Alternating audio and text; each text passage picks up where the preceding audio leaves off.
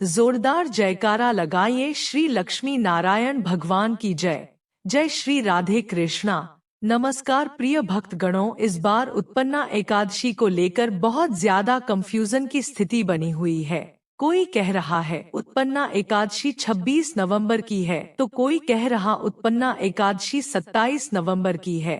तो आज की इस महत्वपूर्ण वीडियो में हम आपका कंफ्यूजन दूर करेंगे कि आपको उत्पन्ना एकादशी व्रत कब रखना है, 26 नवंबर या फिर 27 नवंबर को। लेकिन वीडियो को पूरा देखिएगा, तभी आपका कंफ्यूजन दूर होगा। और साथ ही आज की वीडियो में आप सभी जानेंगे कि एकादशी और द्वादशी तिथि कब से कब तक है, पूजा का शुभ समय क्या है, हरिवासर कब से कब तक है, राहुकाल का समय क्या है, व्रत का पारण किस दिन और कैसे करें, एकादशी का व्रत क्या खाकर तोड़ना चाहिए। कभी कभी ऐसा भी होता है कि पारणा वाले दिन हम घर पर नहीं होते, यात्रा पर होते हैं, तो उस समय पारण कैसे करें।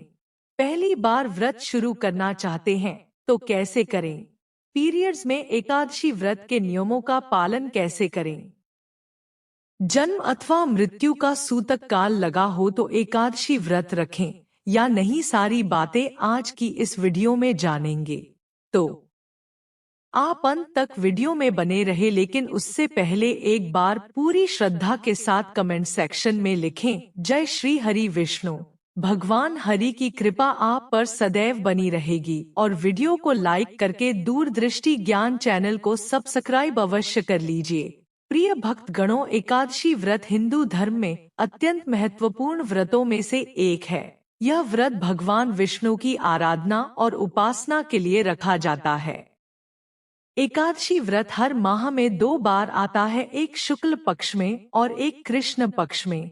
सभी एकादशी का अपना अपना महत्व होता है, लेकिन मार्ग गशीर्ष यानी कि अघन मास की एकादशी अपने आप में बहुत बड़ी विशेष एकादशी होती है, क्योंकि इस दिन ही, आज के दिन ही एकादशी का प्राकट्य हुआ था, यानी कि एकादशी माता का आज के दिन ही आविर्भाव हुआ था।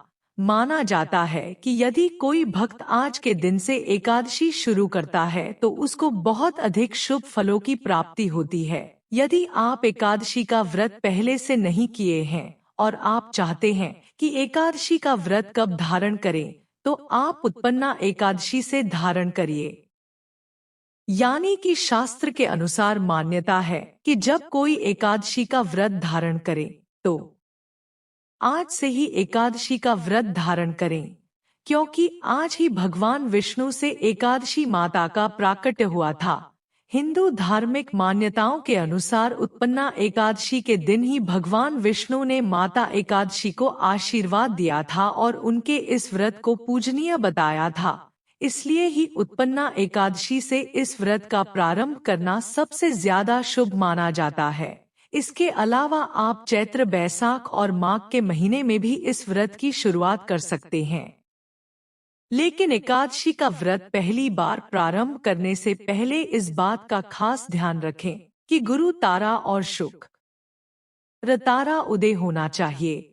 आइए सबसे पहले जान लेते हैं उत्पन्ना एकादशी के नियम क्या है, और फिर उसके बाद जानेंगे उत्पन्ना एकादशी कब है और आपके बहुत सारे प्रश्नों के जवाब।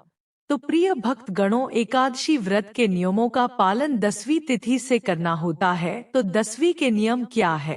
सर्वप्रथम आपको करना यह है कि आप सुबह सवेरे जल्दी उठ जाएं, क्योंकि एकादशी असल में एक दिन का व्रत होता ही नहीं है। एकादशी तो 3 दिनों का महाव्रत होता है। इस व्रत को करने में थोड़ी मेहनत ज्यादा लगती है, लेकिन यह व्रत राज है। यह जीवन से तो कष्ट खत्म करता ही है, मृत्यु के बाद भी बहुत बड़े पुण्य फलों को देने वाला है। तो करना यह है प्रिय भक्त गणों की आपको एकादशी में 10वीं तिथि को जो व्रतधारी है उनको 10वीं तिथि को जल्दी जागना है। जल्दी जागने के बाद आप अपने जो भी दैनिक कार्य वगैरह है कर लीजिए। कुछ भक्त 10वीं तिथि को भी चावल नहीं खाते हैं। आपकी इच्छा हो तो पूरे दिन ना खाइए, नहीं तो शाम का जो पूजन होता है उस 10वीं में चावल नहीं खाया जाता है। बाकी सूर्यास्त होने से पहले आपको 10वीं तिथि में यदि व्रत रख रहे हैं तो खाना खा लेना है। रात को आपको फल, दूध, जल यह सब खा लेना है। अनाज बस सूर्यास्त होने से पहले जो लोग व्रत रखते हैं उनको खा लेना है। इसके बाद प्रिय भक्त गणों, अब आपको अगली सुबह का इंतजार करना है। अगली सुबह अब आप अपने एकादशी व्रत का पारण करेंगे। पहली बार भी करना चाहते हैं या फिर आप पहले से करते आए हैं तो आपको यही नियम पालन करना होगा। दोस्तों, अगले दिन हम एकादशी व्रत का संकल्प लेंगे तो एकादशी की जो सुबह होगी आप सुबह से पहले यानी सूर्योदय से पहले जाग जाएंगे। अपने दांतों को दातुन से साफ करिएगा। दातुन से साफ करने के बाद सर्वप्रथम जो है वह नहा धो करके सबसे पहले सूर्य नारायण को अर्घ दिया जाएगा। उसके बाद जो भी आप घर में तुलसी है, तुलसी के पास आप दीप, अगर अंधेरे पूजा करें तो दीपक वगैरह जला दीजिएगा। जल मत चढ़ाइए। तुलसी की जड़ में आपने शालिग्राम रखा है तो शालिग्राम जी को तुलसी की जड़ में ही स्नान करा करके उनको भोग लगाया जाता है। लेकिन आप यदि इस तरह से तुलसी जी की पूजा कर रहे हैं तो आज जल और भोग दोनों ही लगाएंगे। भगवान विष्णु के भोग के लिए अगर आपने पत्ते पहले से तोड़े हैं तो बहुत अच्छी बात है, नहीं तो तुलसी की पत्तियां अगर सूख कर गिरी है तो उनको धो करके भी भगवान विष्णु के भोग के लिए आज की पत्तियों का इंतजाम आप कर सकते हैं। लेकिन यह ध्यान रहे कि आज के दिन आप तुलसी जी को तोड़ेंगे नहीं, किसी भी तरह से उनसे छेड़छाड़ नहीं करेंगे तो यह काम हो गया। उसके बाद हम घर में भगवान विष्णु की पूजा करेंगे। कैसे पूजा करेंगे?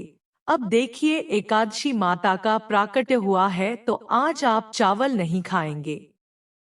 ध्यान रखिए, जो व्रत रखते हैं उन्हें तो यह ध्यान देना है, लेकिन अब जो व्रत नहीं रखते हैं उनको भी 10वीं और एकादशी के दिन चावल नहीं खाना है। इस बात का विशेष ध्यान रखें। उपाय करने के लिए आप बस लहसुन प्याज मत खाइए, बाकी सारे उपाय आप कर सकते हैं। तो मैं बात कर रही थी कि आपको यह काम कर लेना है कि भगवान विष्णु की पूजा के भली भांति आप तुलसी जी की पूजा करें। जैसे मैंने बताया, आप दीपक जलाए, धूप बत्ती जलाए, लेकिन उनको भोग वगैरह ना लगाइए। उसके बाद लड्डू गोपाल जी, शालिग्राम जी, जो भी स्वरूप है उनकी विधिवत पूजा करेंगे। पूजा में सभी जानते हैं जल से स्नान कराएं। सर्दियों का मौसम चल रहा है, थोड़ा सा गर्म पानी से लड्डू गोपाल शालिग्राम जी को थोड़ा सा गुनगुना करके जल से स्नान करा देते हैं तो ठीक है, और नहीं तो ताजा जल, जिनके घर ताजे जल निकलने की व्यवस्था जैसे कि मोटर वगैरह है या फिर नल है जिससे ताजा जल आता है, तो उनके लिए कोई दिक्कत नहीं है। ताजा जल भरा है तो उससे भगवान को स्नान कराइए। स्नान कराने के बाद अब आपको भगवान को विधिवत चंदन लगाना है, फूलों की माला पहनाना है, इत्र लगाना है। जो भी जितनी आपकी व्यवस्था है, जितनी आपकी क्षमता है, उसके अनुसार भगवान की पूजा करे, भोग लगाए। भोग लगाने के बाद आप बैठ करके भगवान विष्णु का सबसे पहले महामंत्र है ओम नमो भगवते वासुदेवाय नमः, इस मंत्र का जाप करिए। ध्यान रहे, एकादशी के दिन माता लक्ष्मी की भी आराधना होती है। अब पूजा वगैरह आपको विधिवत कर लेना है। एकादशी के नियमों का पालन जो है वह आपको ध्यान रखना है कि एकादशी व्रत करने वाले को अनाज नहीं खाना चाहिए, नमक का त्याग करना चाहिए, सरसों का तेल वगैरह नहीं खाना चाहिए। आपको खाना है फल फूल, दूध, चाय वगैरह जो भी आप खाना चाहे, मतलब सब फलाहार ही खाएं। उसके बाद आपको रात को आप चाहे तो भगवान विष्णु का भजन कीर्तन करें। 12 बजे के बाद सोए तो यह सब हमारी अपनी क्षमता है, इस तरह से आपको करना है। जब एकादशी का व्रत हो जाए तब द्वादशी के दिन जब आप सुबह जागते हैं उसके बाद नहा धोकर भगवान का पूजन करिएगा, और आप इस दिन पर ब्राह्मण भोज करा सकते हैं तो ब्राह्मण भोज जरूर कराइए। नहीं करा सकते तो आप उनके खाने पीने का जो कच्चा सामान है, जिससे कि सीधा बोलते हैं, वह ब्राह्मणों को जरूर दीजिए। अब बात करते हैं पारणा की। एकादशी के व्रत को समाप्त करने को पारण कहते हैं। एकादशी व्रत के अगले दिन सूर्योदय के बाद पारण किया जाता है। एकादशी व्रत का पारण द्वादशी तिथि समाप्त होने से पहले करना अति आवश्यक है। यदि द्वादशी तिथि सूर्योदय से पहले समाप्त हो गई हो तो एकादशी व्रत का पारण सूर्योदय के बाद ही होता है। द्वादशी तिथि के भीतर पारण न करना पाप करने के समान होता है। एकादशी व्रत का पारण हरिवासर के दौरान भी नहीं करना चाहिए। जो श्रद्धालु व्रत कर रहे हैं उन्हें व्रत तोड़ने से पहले हरिवासर समाप्त होने की प्रतीक्षा करनी चाहिए। हरिवासर द्वादशी तिथि की पहली एक चौथा अवधि है। व्रत तोड़ने के लिए सबसे उपयुक्त समय प्रातःकाल होता है। व्रत करने वाले श्रद्धालुओं को मध्याह्न के दौरान व्रत तोड़ने से बचना चाहिए। कुछ कारणों की वजह से अगर कोई प्रातःकाल पारण करने में सक्षम नहीं है तो उसे मध्याह्न के बाद पारण करना चाहिए। अगर आपके पास उस समय पर कोई भी भोजन नहीं है तो आप केवल पानी या जल पीकर इस व्रत का पारण भी कर सकते हैं। एकादशी की पूजा के बाद दान करना शुभ माना जाता है। इस दिन सच्चे मन से अन्न, मिठाई, फल और धन का दान करें। मान्यता है कि इन चीजों का दान करने से पैसों की कमी का सामना नहीं करना पड़ता है। एकादशी के दिन पीले रंग के वस्त्र का दान करना शुभ माना जाता है क्योंकि विष्णु जी को पीला रंग प्रिय है। ऐसा करने से श्री हरि प्रसन्न होते हैं। लेकिन इस दिन चावल और आटा को दान करना इस दिन निषेध है। यह दोनों चावल और आटा और अगले दिन द्वादशी के दिन दान करना चाहिए। कभी कभी एकादशी व्रत लगातार 2 दिनों के लिए हो जाता है। जब एकादशी व्रत 2 दिन होता है तब समस्त परिवार जनों को पहले दिन एकादशी व्रत करना चाहिए। दूसरे दिन वाली एकादशी को दूजी एकादशी कहते हैं। सन्यासियों, विधवाओं और मोक्ष प्राप्ति के इच्छुक श्रद्धालुओं को दूजी एकादशी के दिन व्रत करना चाहिए। जब जब एकादशी व्रत 2 दिन होता है तब दूजी एकादशी और वैष्णव एकादशी एक ही दिन होती है। भगवान विष्णु का प्यार और स्नेह के इच्छुक परम भक्तों को दोनों दिन एकादशी व्रत करने की सलाह दी जाती है। एकादशी के दिन यदि आपके घर परिवार में जन्म अथवा मृत्यु का सूतक लग जाता है तो ऐसी परिस्थिति में आप एकादशी व्रत तो अवश्य करें। सभी नियमों का भी पालन करें, लेकिन आपको भगवान का स्पर्श या पूजन अर्चन नहीं करना चाहिए। अगले दिन जब आप व्रत का पारणा करते हैं तो सूतक की अवस्था में जल या तुलसी पत्र या फल या फलाहारी वस्तु से व्रत का पारणा कर सकते हैं। यदि आप यात्रा में है या कहीं बाहर है और पूजा पाठ या पारणा की व्यवस्था नहीं हो पा रही है तो आंख बंद करके मानसिक रूप से मन में सभी वस्तु का, सभी विधि का ध्यान करते हुए यदि आप एकादशी व्रत करेंगे तो आपको एकादशी पूजा का व्रत का पूरा पुण्य प्राप्त होगा, क्योंकि हमारे धर्म ग्रंथों और पुराणों में मानसिक पूजा का भी विधान बताया गया है। और इसी तरह यदि कोई माताएं बहनें मासिक धर्म पीरियड की अवस्था में रहती हैं तो ऐसी अवस्था में भी उनको व्रत करना चाहिए।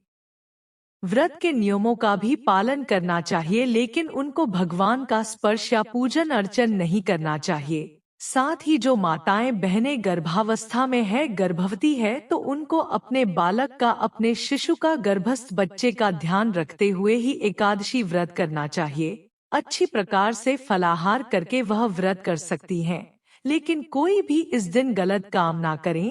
किसी भी प्रकार का पाप कर्म बिल्कुल ना करें। सभी तरह से आपको अच्छे मन से, पवित्र अवस्था से एकादशी व्रत का नियम विधि विधान से पालन करके ही करना चाहिए। अगर जाने अनजाने में आपसे कोई त्रुटि हो जाती है, गलती हो जाती है, तो प्रभु से आप क्षमा याचना अवश्य कर लीजिएगा। प्रभु कृपा निदान है, दयालु है, आपको क्षमा दान अवश्य ही प्रदान करेंगे। आइए अब जान लेते हैं उत्पन्ना एकादशी का व्रत कब रखें और शुभ मुहूर्त और पारण का समय क्या रहेगा। लेकिन उससे पहले अभी तक आपने वीडियो को लाइक नहीं किया है तो वीडियो को लाइक करके चैनल को सब्सक्राइब अवश्य कर दें और हाँ, पास वाली बेल आइकन बटन अवश्य ही दबा दें। एकादशी तिथि प्रारंभ समय जो कि 25 नवंबर 2024 दिन सोमवार रात्रि 1:04 और एकादशी तिथि की जो समाप्ति है वह 26 नवंबर 2024 दिन मंगलवार रात्रि 4:35 यानी कि 27 नवंबर की तड़के सुबह 4:35 पे एकादशी तिथि की समाप्ति है। यानी कि 27 नवंबर सूर्योदय से बहुत पहले ही एकादशी तिथि समाप्त हो रहा है, तो ऐसे में सभी भक्तजन 26 नवंबर 2024 दिन मंगलवार को एकादशी का व्रत धारण करेंगे। वैष्णव को द्वादशी युक्त एकादशी व्रत करने के लिए कहा गया है, लेकिन द्वादशी तिथि की जो समाप्ति है वह 28 नवंबर को सुबह 6:02 पर द्वादशी तिथि की समाप्ति है। ऐसे में जो कि पारण के लिए पूर्ण रूप से समय प्राप्त नहीं हो पाएगा, तो ऐसे में 26 नवंबर को जो कि दिन और रात्रि एकादशी तिथि होगी, तो 26 नवंबर को ही सभी भक्तजन व्रत को धारण करें। एकादशी व्रत पारण के लिए बतलाया गया है कि पारण हरिवासर समाप्त होने के बाद करना चाहिए। हरिवासर का समय द्वादशी तिथि का पहला चौथाई हिस्सा हरिवासर का होता है।